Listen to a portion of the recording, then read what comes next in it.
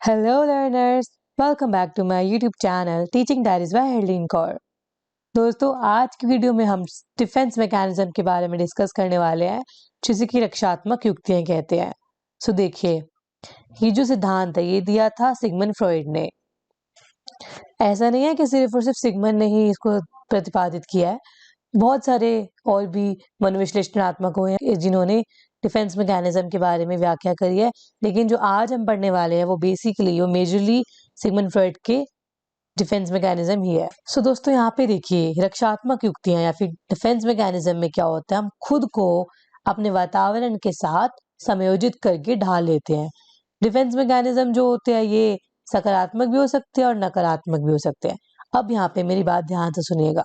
देखिए, बहुत सारी ऐसी इच्छाएं जो हमारी इड में होती है और वो किसी भी रीजन XYZ रीजन की वजह से पूरी नहीं हो सकती, उनमें क्या होता है, ऑटोमेटिकली कन्फ्लिक्ट रहता है ईगो के साथ। ईगो तरीका निकालता है हमारे दिमाग को बैलेंस में रखने का।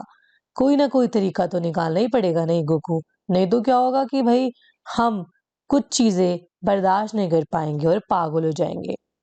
तो ये तो तरीके मेथड्स हैं जो ईगो अपनाता है अपने आप को बैलेंस रखने के लिए। सो बेसिकली यही होते हैं डिफेंस मैकेनिज्म। इनडायरेक्ट तरीके से क्या करते हैं कि अपने आप को वातावरण के साथ समायोजित कर लेते हैं। ठीक है, अब वो हम कैसे करते हैं आगे के स्टेप्स में पढ़ेंगे। देखिए, यहाँ पर ना कुछ प्रमुख रक्षात्मक युक्तियां दे रखी हैं, एक एक करके हम पढ़ते हैं। सबसे पहली है युक्तिकरण, जिसको हम रैशनलाइजेशन कहते हैं इंग्लिश में। युक्तिकरण, इसमें व्यक्ति जो होता है ना वो बहाने बनाता है, किसी कार्य को करने का वह बहाना बताता है जो रियलिटी यानी वास्तविकता से अलग हो। देखिए, सिंपल भाषा में कहूँ तो मैं इसमें क्या होता है कि हम रीजन देते हैं। हम क्या देते हैं, हम लोग रीजन देते हैं किसी भी कार्य को होने का। फॉर एग्जाम्पल कि टीचर ने अच्छा नहीं पढ़ाया तभी मैं फेल हो गया, है ना।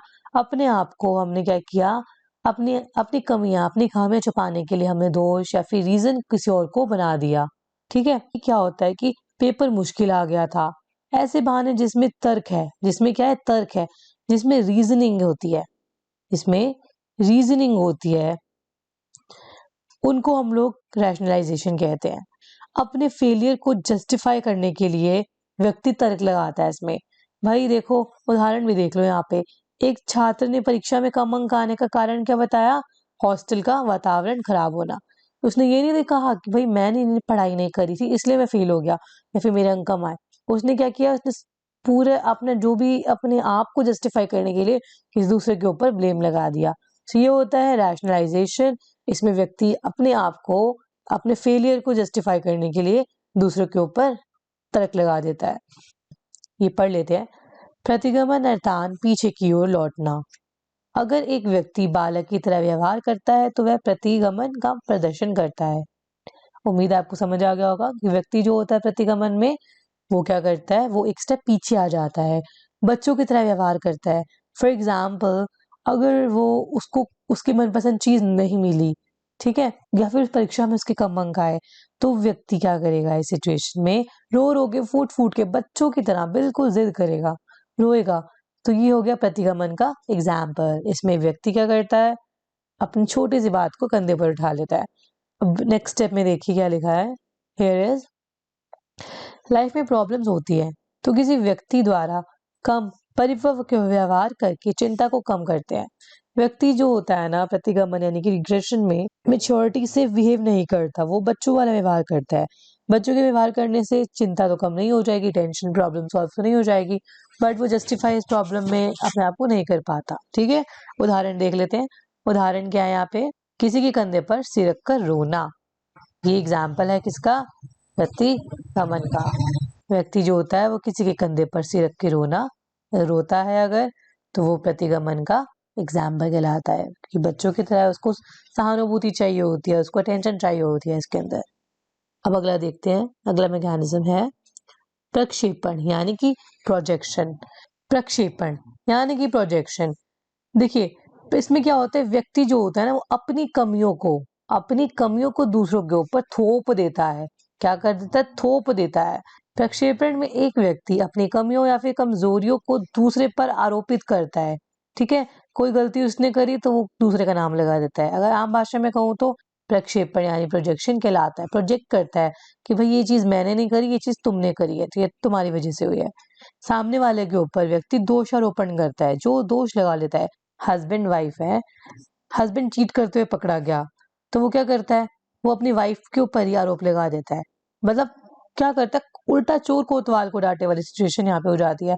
करा खुद ने लेकिन नाम दूसरे का लगा दिया। यहाँ पे एक और उदाहरण देखिए, एक व्यक्ति द्वारा ऑफिस लेट आने पर उसका कारण ड्राइवर की धीरे से बस चलाने का हो सकता है। व्यक्ति खुद घर से लेट हुआ, इसने ये नहीं बताएगा वो कि मैं खुद घर से सुबह लेट उठा, लेट ऑफिस आया, ये नहीं बताएगा वो ये बोलेगा मैं ऑफिस लेट इसलिए आया हूँ क्योंकि बस वाला जो था, ठीक है, जो ड्राइवर था उसने बस को बहुत स्लो स्लो चलाया। व्यक्ति ने खुद को बचाने के लिए दूसरे को गलत प्रोजेक्ट कर दिया। दैट इज कॉल्ड प्रक्षेपण यानी कि प्रोजेक्शन। अगला मैकेनिज्म है विस्थापन यानी कि डिस्प्लेसमेंट। इसमें क्या होता है, वास्तव में दोस्तों, बॉस ने अगर डांटा है किसी को, ठीक है, तो व्यक्ति बॉस को तो डांट नहीं सकता वापस में। अगर बॉस को डांटेगा तो क्या होगा, उसकी नौकरी चली जाएगी। वो व्यक्ति ऐसा तो नहीं करेगा।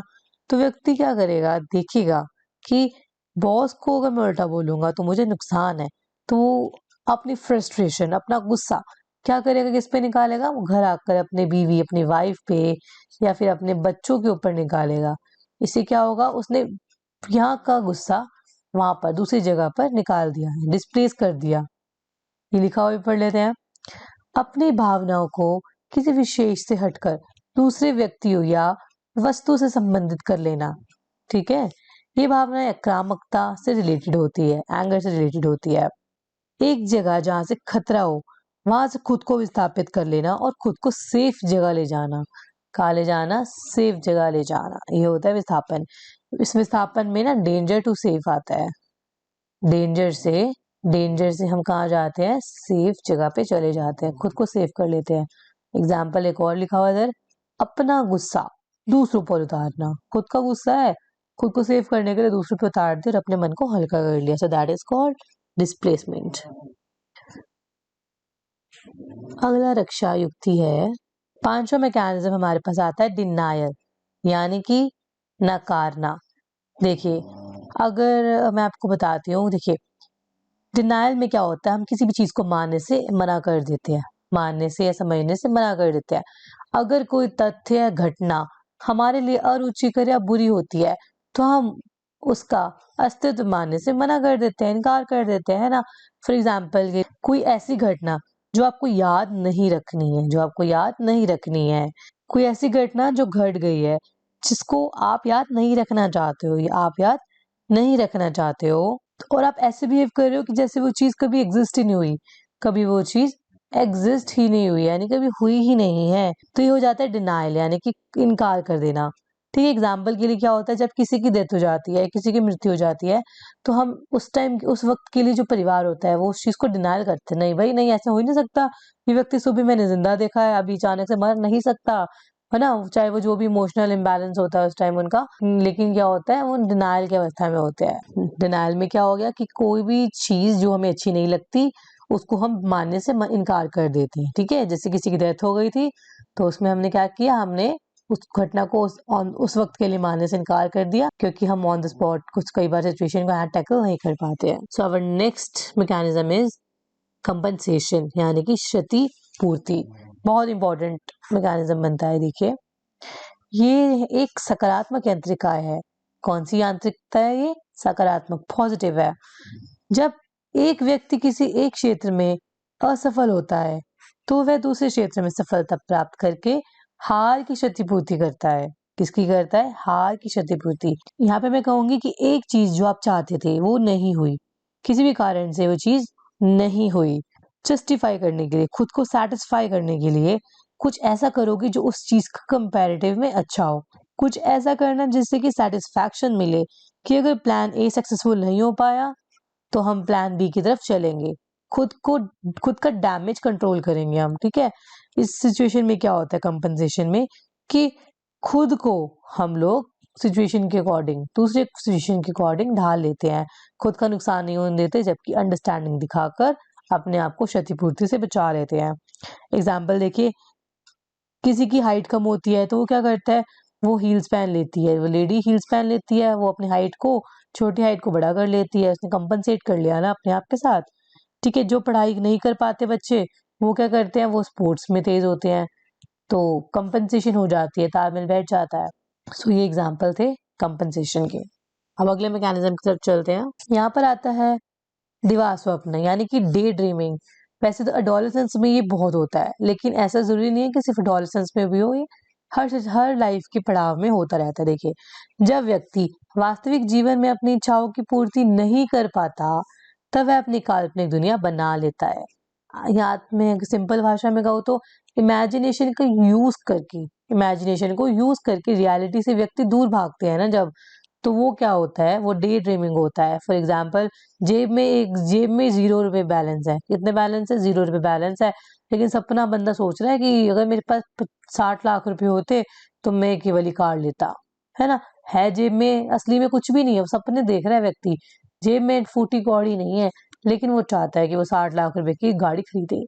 तो ये हो गया डे ड्रीमिंग का एक एग्जाम्पल। यह अति किशोर अवस्था में देखने को मिलती है। ज्यादातर क्या होता है कि डे ड्रीमिंग का जो कंसेप्ट है, ये व्यक्ति के अंदर किशोर अवस्था की अवस्था में आता है। अब है सब्लिमेशन, यानी कि उदात्तीकरण। जब हमारे इड में कुछ ऐसी डिजायर्स होती है जो सामाजिक रूप से पूरी नहीं की जा सकती, सेटिस्फाई नहीं की जा सकती, जिस चीज को सोशली एक्सेप्टेंस नहीं प्रोवाइड, जैसे कि हमारी सेक्सुअल डिजायर्स हो गई, ओवर एग्रेशन हो गया। अगर बहुत गुस्सा आ रहा है तो आप ऐसा थोड़ी ना करोगे कि किसी की टांग तोड़ दोगे, ये तो गलत हो जाएगा, है ना। तो ये होती है सब्लिमेशन। देखिए, एक जगह से दूसरी जगह जब हम अपनी एनर्जी को शिफ्ट कर देते हैं विद सोशली एक्सेप्टेबल वेज में, जब हम लोग अपनी इच्छाओं को, आप कह सकते हो कि नेगेटिव से पॉजिटिव कर लेते हैं। जैसे कि नेगेटिव एनर्जी को अगर हमने पॉजिटिव एनर्जी में शिफ्ट कर दिया, तो वो क्या होगी? सब्लिमेशन। यहाँ पे लिखी हुई चीज पढ़ लेते हैं।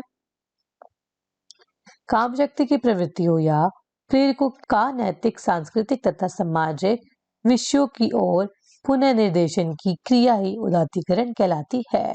इसके द्वारा व्यक्ति अपनी अनैतिक प्रेरणाओं की संतुष्टि समाज को स्वीकृत उद्देश्यों के अनुसार करता है। वही बात लिखी है जो मैंने आपको बताया कि कुछ चीजें ऐसी होती है जो समाज अस्वीकार करता है, उनको सेटिस्फाई नहीं किया जा सकता समाज की कसौटी पर। सो सब्लिमेशन में क्या होता है, एक जगह से दूसरी जगह पे एनर्जी को शिफ्ट कर दिया जाता है। उदाहरण के तौर पे, अगर कोई व्यक्ति बहुत ज्यादा अग्रेसिव है तो क्या करते हैं, तो उसको हम कुश्ती ऐसी चीजें सिखाते हैं ताकि क्या करे, वो उस चीज को अच्छे लेवल पर लेके जाए, अपने एग्रेशन को भी पॉजिटिव वे से लेके आए, ताकि देश के लिए कुछ करके दिखाए, है ना। कोई मेडल लेके आए, कुछ अच्छा करे। कोई व्यक्ति है जो बार बार गीत गुनगुनाता रहता है, तो हम क्या करेंगे, हम उसको क्या करेंगे कि भाई तू गाना लिख बैठ कर, तू अपने जो भी तेरे दिमाग में विचार है उसको कागज पे कलमबद्ध कर, ताकि तेरे अंदर का जो छुपा हुआ टैलेंट है वो दुनिया के सामने आ सके। That is sublimation. अब हमारे पास आता है रिप्रेशन, जिसे हम दमन कहते हैं। So, दोस्तों याद रखिएगा, ये जो होता है ना, ये मोटिवेटेड सब्लिमेशन, मोटिवेटेड फॉरगेटिंग होती है, जिसको हम बोलते हैं अभिप्रेरित फूलन। कुछ एक्सपीरियंस, कुछ इच्छा या कुछ डिजायर्स हमारी लाइफ में ऐसे होती है जिन्हें हम याद नहीं रखना चाहते, तो अपने आप कि वह एक्सपीरियंस ना दिमाग में दमित हो जाता है, गायब हो जाता है, खत्म हो जाता है। ये सबकॉन्शियस माइंड जानबूझ के नहीं, ये मतलब हमारा माइंड जानबूझ के नहीं करता, ये ऑटोमेटिकली क्या होता है, अपने आप हमारे दिमाग से हट जाता है, कुछ चीजें रुक जाती है हमारे दिमाग में आना। यहाँ पे लिखा है, पढ़ लेते हैं। जानबूझकर उन विचारों या आवेगों को रोकना, चुनना जो अवांछनीय है ना। जानबूझकर उन विचारों को रोकना जो हमें पसंद नहीं है, जो बेकार है, अवांछनीय है। दमन के विपरीत एक अवचेतन प्रक्रिया, दमन के विपरीत एक अवचेतन प्रक्रिया। यह रक्षा तंत्र किसी ऐसे व्यक्ति में मौजूद हो सकता है जिसके मन की दर्दनाक घटना के बारे में घुसपैठ के विचार हो, लेकिन वह इन विचारों को अपने दिमाग से बाहर निकाल देता है। किसी के साथ घुसपैठ हो गई हो अगर, है ना, तो वो ऑटोमेटिकली थोड़े टाइम के बाद वो भूल जाएगा उसको। वो कुछ चीजें होती है जो दिमाग से स्किप हो जाती है, जो दमित हो जाती है। क्या हो जाती है? जो दमित, यानी कि अपने आप खत्म हो जाती है। सो यही होता है, ऑटोमेटिकली व्यक्ति के दिमाग से कुछ बातें दमित यानी खत्म हो जाती है। चाहे, और हाँ, ऑब्वियसली वो बुरी घटना ही होती है, तभी तो वो दमित हो जाती है। अच्छी चीजें तो 99% नहीं दमित होती है ना। So that is repression. अब यहाँ पे आता है सप्रेशन यानी कि शमन। ये रिप्रेशन यानी कि दमन का ही ऑपोजिट रूप है।